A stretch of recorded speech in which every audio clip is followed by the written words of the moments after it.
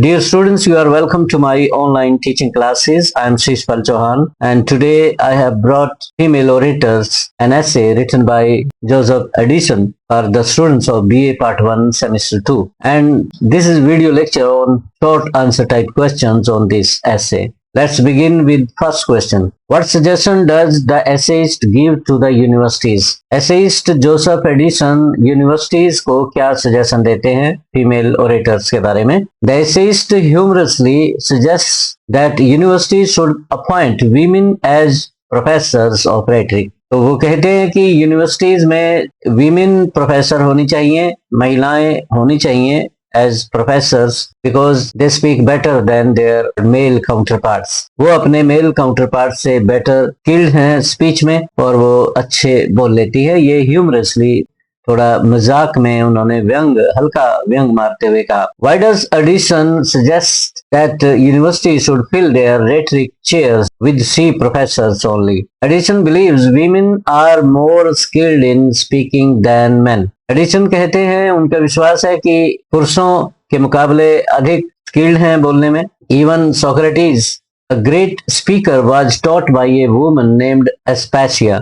और एग्जाम्पल देके कहते हैं कि सुकरात महान दार्शनिक हुए हैं, बहुत अच्छे ओरेटर रहे हैं, पब्लिक ओरेटर रहे हैं, स्पीकर रहे हैं, तो उनको भी स्पेसिया नामक महिला ने ट्रेनिंग दी थी। एडिसन जोकिंगली सेज, एडिसन हल्के मजाक में कहते हैं that women are naturally good at rhetoric, कि महिलाएं स्पीच में रेटरिक में बहुत अच्छी हैं, so they should teach it in universities, इसलिए वो यूनिवर्सिटी में प्रोफेसर के रूप में देखी जानी चाहिए, एंगेज कर लेनी चाहिए। Third question, how are women orators different from male orators according to Joseph Addison? Addison के अनुसार वीमेन ओरेटर मेल ओरेटर से डिफरेंट कैसे हैं? What example does he give, और एग्जांपल वो क्या देते हैं? Addison says that men can talk for hours about something important. व्यंग्यात्मक लहजे में एडिसन एग्जांपल देते हैं कि पुरुष कई घंटों किसी टॉपिक पर बोल सकते हैं, while women can talk for hours about nothing, परंतु महिलाएं बिना किसी मतलब के, बिना किसी टॉपिक के घंटों बोल सकती हैं। He gives an example of a woman, एक महिला का एग्जाम्पल देते हैं, who made a long speech about the border of a petticoat, जिन्होंने पेटीकोट के बॉर्डर पे घंटों तक अपनी speech the, and scolded her servant, और अपने सर्वेंट को डांटा with fancy words for breaking a china cup, क्योंकि उसने चाइना कप तोड़ दिया था, तो बड़े पोइटिक अंदाज में उसने उस सर्वेंट को डांटा। Fourth question is, what does Addison say about women's way of speaking? Addison महिलाओं के वे ऑफ टॉकिंग पे, वे ऑफ स्पीकिंग पे क्या कहते हैं? Comparing it to a fish market, जब वो फिश मार्केट का एग्जाम्पल देते हैं तो क्या कहते हैं? Edison jokingly says that women should be allowed to argue in court because they are very good at speaking. Joseph Addison कहते हैं कि महिलाओं को एडवोकेट के रूप में कोर्ट में बोलने की अनुमति होनी चाहिए। ये उन दिनों की बात है जब महिलाओं को कोर्ट्स में एडवोकेट बनने की अनुमति नहीं थी, केस लड़ने की अनुमति नहीं थी। To hear their real talent one should visit a fish market. कहते हैं कि अगर महिलाओं का टैलेंट आपको चेक करना हो, देखना हो, तो फिश मार्केट में जाइए कि कितना लाउडली वो बोल रही होती है।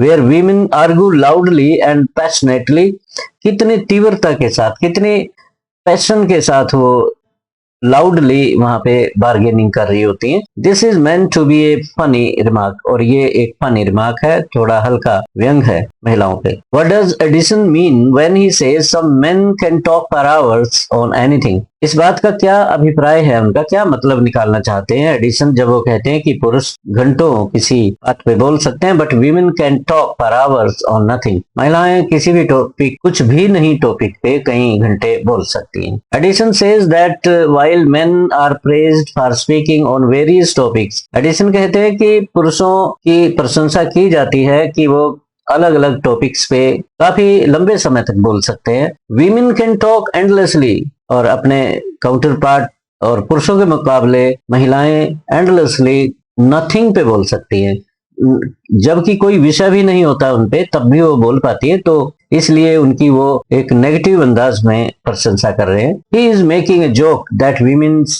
Talk only lacks in meaning, और वो ये कहना चाहते हैं कि बहुत सी महिलाओं की जो बात होती है उसमें मीनिंग ढूंढना बड़ा मुश्किल होता है। Sixth question, what does Edison tell us about an old lady in this chapter? इस चैप्टर में एडिसन एक ओल्ड लेडी का एग्जाम्पल देते हैं, तो क्या कहते हैं?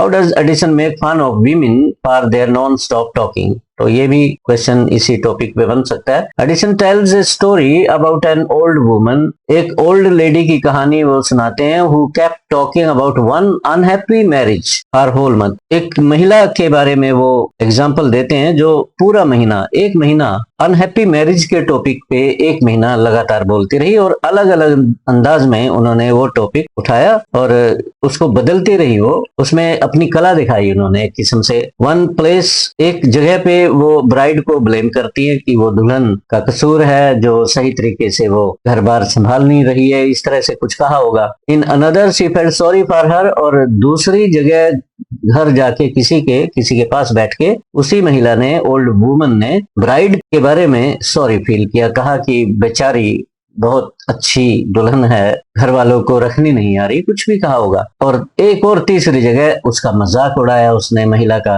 And so on. इस तरीके से वो अलग अलग जगह पे गई और अलग अलग अंदाज में वो स्टोरी उसने बनाई। This shows how women according to Addison talk too much about small things. Addison कहते हैं कि इससे साबित हो जाता है कि महिलाएं छोटे विषय पर किस किस तरीके से बदल बदल के वो विषय को बोल सकती हैं। Seventh question, who are the first kind of female orator. ये चारों क्वेश्चन 4 टाइप के फीमेल ओरेटर है, तो सारे क्वेश्चन आप शॉर्ट भी करके जाइए। The first kind of women speaker are those who know how to stir up emotions. पहली जो टाइप है फीमेल ओरेटर की, एडिसन यहाँ कहते हैं कि वो टाइप है जो दूसरों के भावनाओं को स्टर अप करते हैं, जो दूसरे की भावनाओं को भड़काती हैं। Socrates wife might have been a very good at this type of speaking. तो एग्जाम्पल वो लेते हैं यहाँ पे कि सुकरात जो सोक्रेटिस हुए हैं, उनकी पत्नी भावनाओं को भड़काने के लिए जानी जाती रही हैं, और इस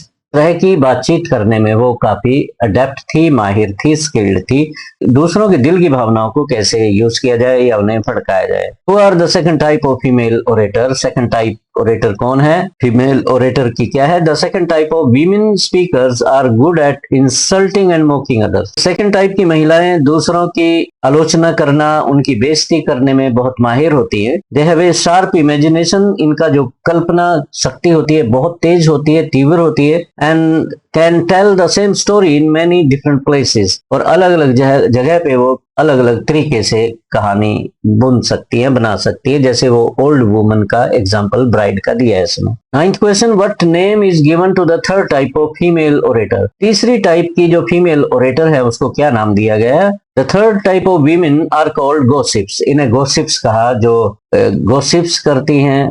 These women love to know and talk about everything happening around them in their neighborhood. इस तरह की महिलाएं पड़ोस में क्या हो रहा है, इस तरह की घटनाओं में दिलचस्पी रखती हैं, उन्हें बढ़ा चढ़ा के एग्जैजरेट करके दूसरों तक पहुंचाना इनका काम होता है, और ये गॉसिप में बहुत तेज है, तो बातें बनाने में, किसी की चुगली करने में बहुत माहिर होती है। 10th question, what does Addison call the fourth kind of female orators. Fourth type की जो फीमेल ओरेटर है वो क्या है? Addison calls them coquettes. इन्हें ककेट्स कहते हैं वो। These women are talkative and act in a flirtatious way. इस तरह की महिलाएं बातूनी होती हैं और फ्लर्ट होती हैं, दूसरों के साथ फ्लर्ट करती हैं। दे कंप्लेन अलॉट, शिकायतें कर रही होती है मौसम की, हर चीज में, मतलब किसी भी कोने में बिठा दी जाए, कहीं पे भी ये बेआरामी, अनकंफर्टेबल महसूस करना, ताकि लोग इनकी तरफ देखें। इस तरह से हरकतें होती है, बात यहाँ कर रही है, देख वहां रही होती है, और बड़े फेशियल एक्सप्रेशन बहुत होते हैं दूसरों को आकर्षित करने के। एक्ट ओवरली इमोशनल, बहुत ही इमोशनल बातें करती है, अधिक एग्जैजरेट करती हैं अपनी भावनाओं को। एंड ऑलवेज सीम अनहैप्पी, और अनहैप्पी दिखाती हैं अपने आप को, ताकि लोग इनकी तरफ ध्यान रखें। राइटर्स लाइक ह्यूडिब्रास और Ovid made fun of such women. इस तरह के राइटर्स जैसे ह्यूडिब्रास हुए, ओविड हुए, इन्होंने इस तरह की महिलाओं का मजाक उड़ाया, ये कहते हुए that their tongues never rest, कि इनकी जो जुबान है, जीभ है, आराम नहीं करती कभी भी। रात को शायद इनकी जीभ को आराम मिलता होगा, अगर काट के फेंक दिया जाए तब भी इनकी जीभ को आराम नहीं आता, तब भी वो हिलती है। तो इस प्रकार से ये 10 क्वेश्चन हमने लिए, काफी इंपॉर्टेंट क्वेश्चन है। इनमें से आप लर्न कर लो, गो थ्रू करो अच्छे से और पेपर की तैयारी करो। एक वीडियो लेक्चर में लॉन्ग क्वेश्चन आंसर्स पे जरूर बनाऊंगा और तब तक के लिए अलविदा। Thank you so much.